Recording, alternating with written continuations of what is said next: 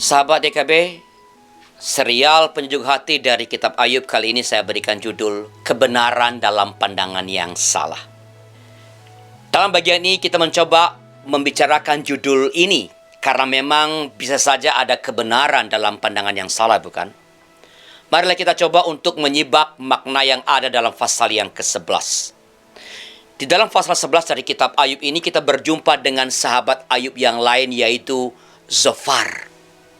Zophar ini tidak berbeda dengan sahabat Ayub yang lain sebenarnya. Ia juga memandang bahkan menuduh Ayub sebagai orang berdosa.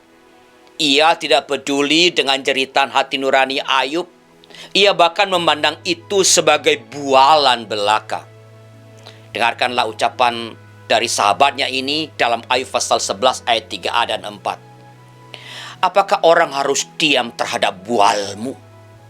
Katamu, pengajaranku murni dan aku bersih di mata Tuhan.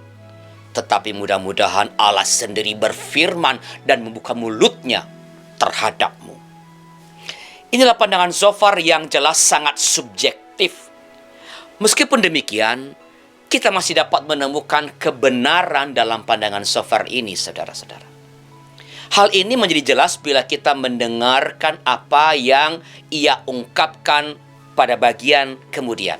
Begini, ia berkata, "Jikalau engkau ini menyediakan hatimu dan menadahkan tanganmu kepadanya, maka sesungguhnya engkau dapat mengangkat mukamu tanpa celah, dan engkau akan berdiri teguh dan tidak akan takut. Bahkan engkau akan melupakan kesusahanmu, hanya teringat kepadanya seperti air yang telah mengalir lalu." Ayub 11 ayat 13, 15 dan 16. Dalam ucapan Zophar yang terakhir ini jelas terdapat kebenaran yang tidak dapat dibantah, yaitu apa?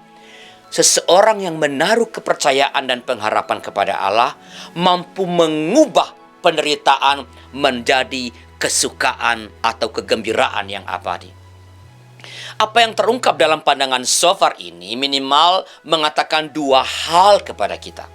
Pertama, di dalam mendengarkan pandangan seseorang yang menurut kita keliru, baiklah kita rela mendengarkan apa yang dikatakannya dengan jernih dan dengan sepenuh hati. Sebab boleh jadi ada kebenaran tertentu dari berbagai kekeliruan yang dikemukakannya itu.